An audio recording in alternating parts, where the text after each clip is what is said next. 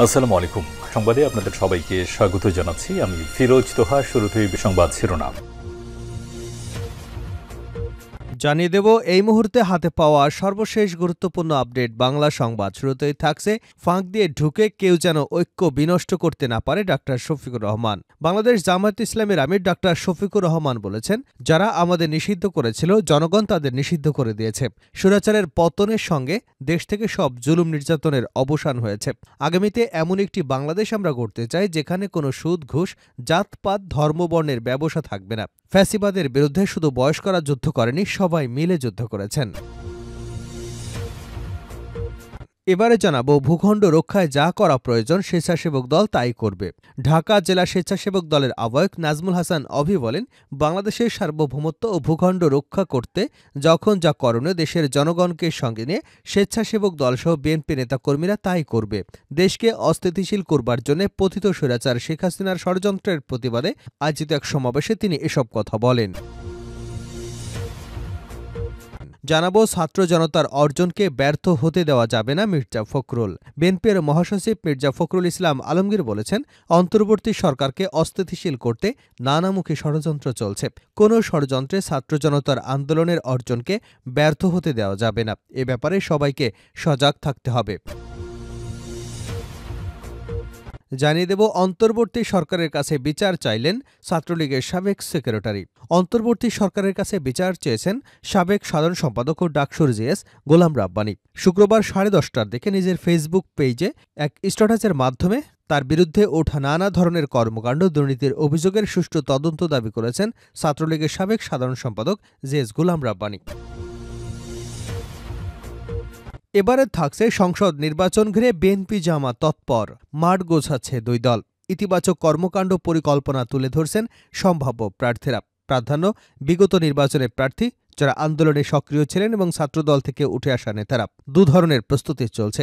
নিজেরাই ৩০০ আসনে প্রার্থী দেবে, তারিখ ঘোষণার পর পরিস্থিতি অনুযায়ী সিদ্ধান্ত নেবে একক না জোটবদ্ধ অংশগ্রহণ। এবং সর্বশেষ জানাবো আন্তর্জাতিক সংবাদ। লেবানন থেকে কেন পিছু হটল ইসরায়েল? ইসরায়েলের উত্তরাঞ্চলে আরেকটি অপ্রয়োজনীয় যুদ্ধের সমাপ্তি ঘটল বুধবার। আর তা হল তেমন কোনো আপত্তি ব্যতি রেখে অম্লতা এবং তিক্ততার সঙ্গে ক্ষোভের সংমিশ্রণ ঘটিয়ে নিহত মানুষেরা তো সবাই কবরেই চলে গেছে। লেবাননে ৪,০০০ মরেছে, ইসরায়েলে ১০০ জন। এটাই স্বাভাবিক। আহত ব্যক্তিরা পুনর্বাসনের জন্য লড়ছেন, শোকাহত ব্যক্তিরা মাতম করছেন।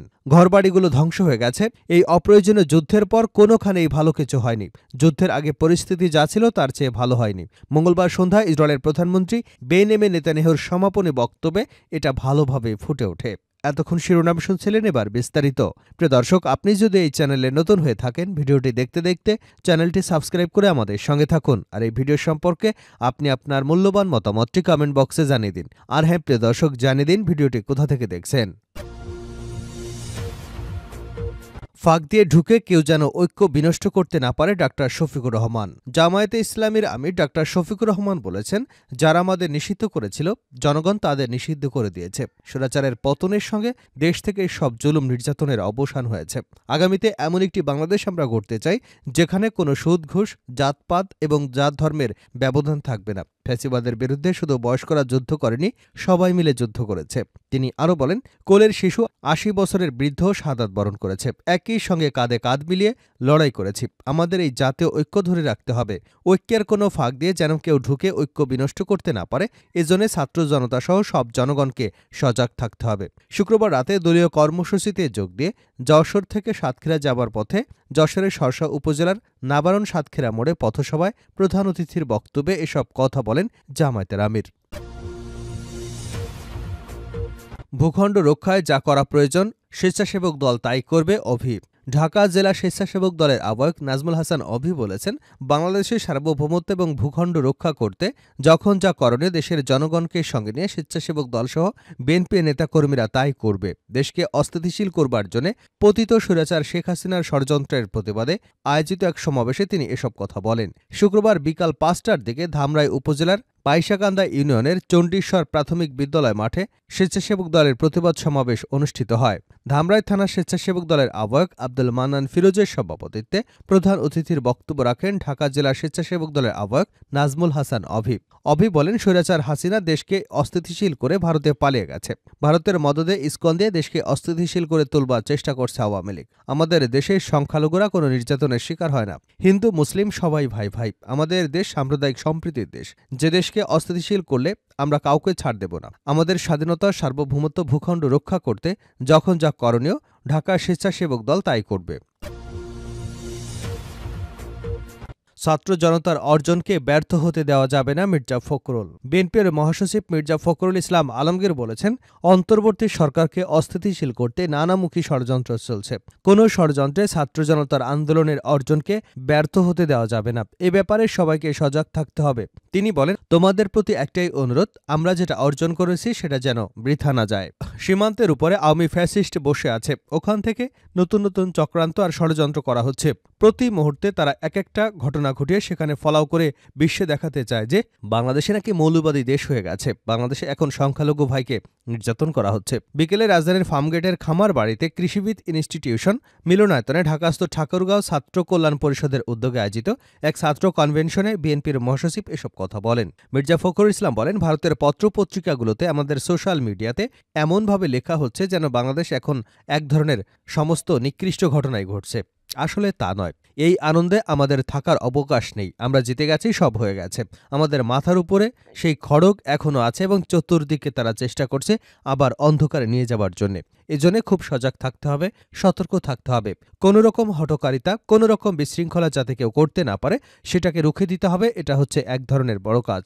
ছাত্র সমাজকে সামনের দিকে এগিয়ে যাবার আহ্বান জানিয়ে তিনি বলেন, আমি তোমাদেরকে ভারাক্রান্ত করতে চাই না, কারণ নিঃসন্দেহে তোমরা নতুন স্বপ্ন দেখছো, নতুন পৃথিবী দেখছো। তোমাদের বড় বিষয়টা তোমরা চিন্তা করছো এবং এর পরে কি। হ্যাঁ, এটাই তোমাদের চিন্তা করতে হবে। এখন এই বাংলাদেশকে তৈরি করা এবং এই বাংলাদেশটাকে গড়ে তোলা, এটা ঐক্যবদ্ধভাবে চেষ্টা করতে হবে। বিএনপির মহাসচিব আরও বলেন, আওয়ামী লীগ সব শেষ করে দিয়ে গেছে, কোথাও কোনো কিছু অবশিষ্ট রাখেনি, একেবারে লুটপাট করে নিয়ে গেছে। আমি সবসময় আমার বক্তৃতার মধ্যে বলতাম, মেটো ভাষায় ফোকলা করে দিয়ে গেছে। অর্থনীতি নেই, ব্যাংক লুট, সব জায়গায় লুট, ঘুষ, দুর্নীতি সমাজটাই শেষ করে দিয়ে গেছে। অন্তর্বর্তী সরকারের কাছে বিচার চাইলেন ছাত্রলীগের সাবেক সেক্রেটারি। অন্তর্বর্তী সরকারের কাছে বিচার চেয়েছেন ছাত্রলীগের সাবেক সাধারণ সম্পাদক ও ডাকসুর জিএস গোলাম রাব্বানী।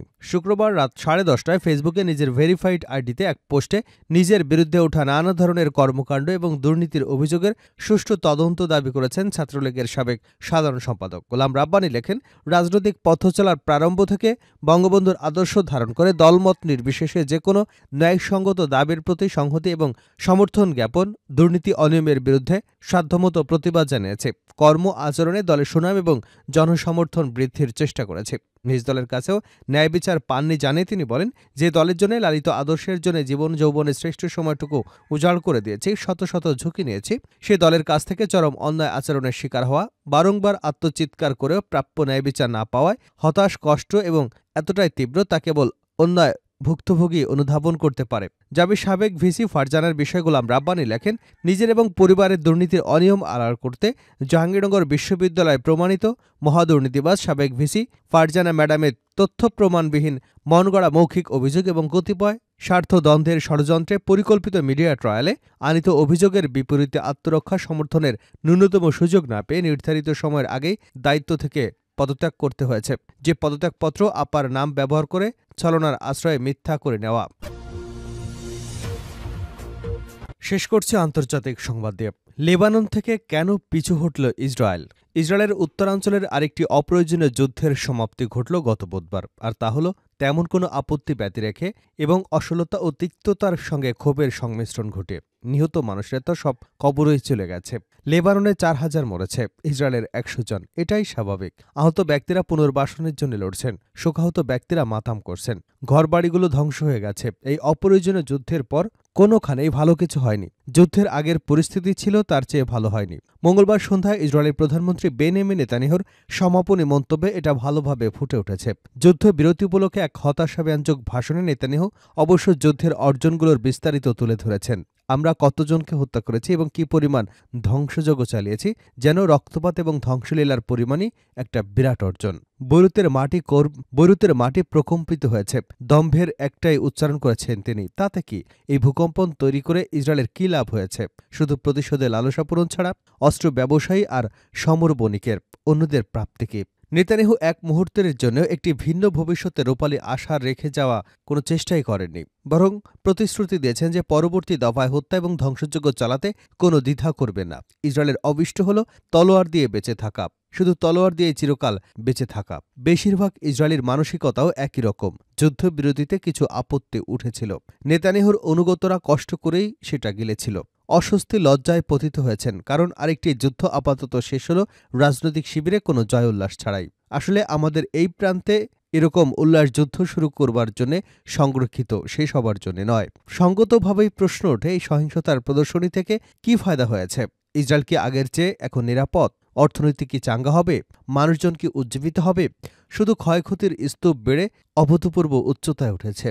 প্রথম দিন থেকে এটা স্পষ্ট ছিল যে দুই রণাঙ্গনে যুদ্ধ চালিয়ে উত্তম কোনো ভবিষ্যৎ মিলবে না। আর সেটা ঘটে যখন জনমনের তুষ্টি অর্জনের জন্য প্রতিপক্ষকে শায়েস্তা করতে যুদ্ধে লিপ্ত হয়। তারা সবাই বলবে কোনো বিকল্প ছিল না, আগে বলেছে, ওরাই শুরু করেছে, তারা আত্মরক্ষার দাবি করেছে। এগুলো যদি সত্যিই বটে, কিন্তু প্রশ্ন হলো পাইকারি হারে হত্যাযজ্ঞ চালিয়ে যে নতুন ধরনের অভিযানের পথ খোলা হলো, তার কি লক্ষ্য অর্জিত হলো? কি পাওয়া গেল গণহারে হত্যা এবং ধ্বংসযজ্ঞ চালিয়ে, যা এরই মধ্যে দুনিয়া জুড়ে সৃষ্টি করেছে ঘৃণা? সেই ঘৃণাকে আরও বাড়িয়ে দিয়েছে বহুগুণ।